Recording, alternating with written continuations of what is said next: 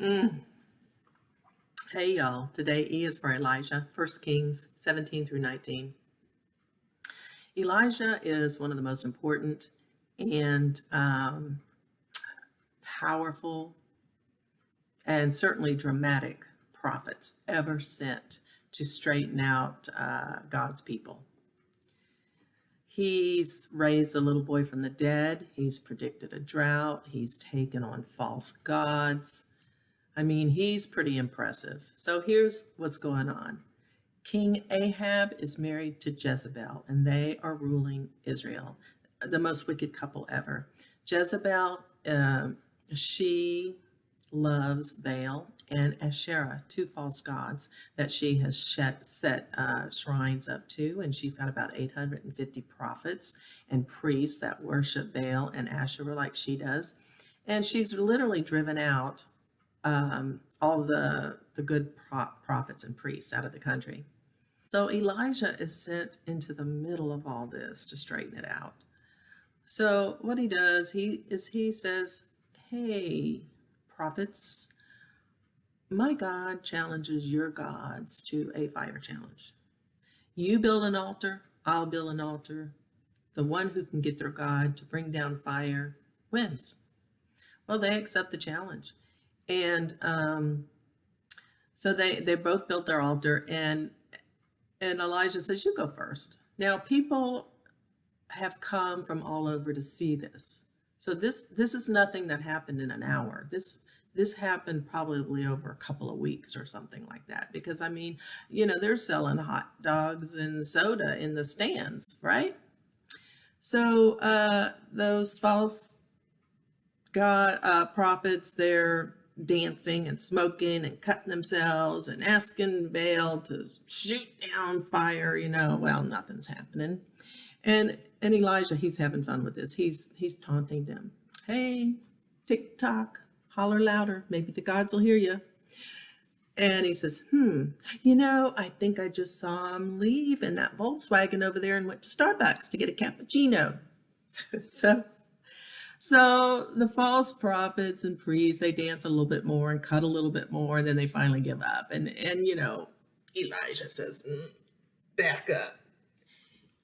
He gets people to build his altar bigger and better, and then douses it with water, and he starts praying, and God sends down a fire that just consumes everything and laps up the water.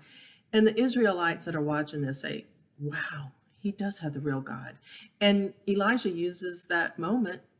He says, "Hey, pick up your swords, kill these false prophets and priests." And that's what they do. Ahab and Jezebel are not there. Ahab hears about this, and "I gotta go home to tell the little woman," and he's not looking forward to that because she kind of wears the pants in the family. He gets home and says, "Jezzy, that man Elijah that you don't like, he just killed all your friends. And he might have the real God because he won the competition." Well, she just stands up. Her champagne falls off her lap. She says, "You know what? I'm done with Elijah. He's dead this time tomorrow. This time tomorrow." So Elijah hears this, and what does he do? He runs like a little girl. He runs back to the mountain of God. And of course, God knows what's going on. He says, "Elijah, come on, what are you here for?" And he says, "I'm the only one left that loves you, and this mean lady wants to kill me, and I'm just tired." And God says, "Okay, let's have a talk." And God gives him the spiritual strength he needs. But he says, you're going to go back, you're going to finish the job, you're going to anoint a new king for Israel, and you're going to anoint your replacement also. What? He says, "Yeah, you're going to be replaced.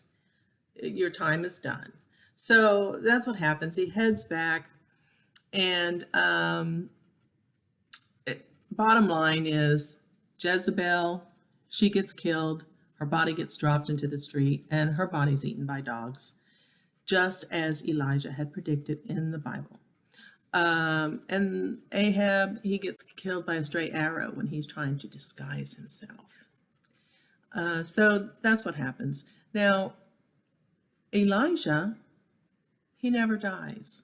He gets pulled up into heaven in a whirlwind of fire. So this is something I want you to think about. At the Transfiguration, Jesus, Moses, and Elijah. Those are the three that appear. Moses died, God buried him. Elijah never died.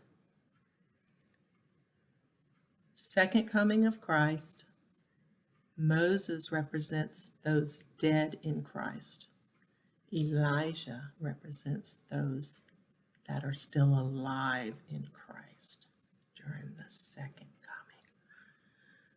Something to think about. Go out and be an Elijah. And when your head is so full of chaos and fear, focus on God. He will give you the spiritual strength to get you through. E is for Elijah, 1 Kings 17 through 19. Have a wonderful, wonderful day, and peace to you.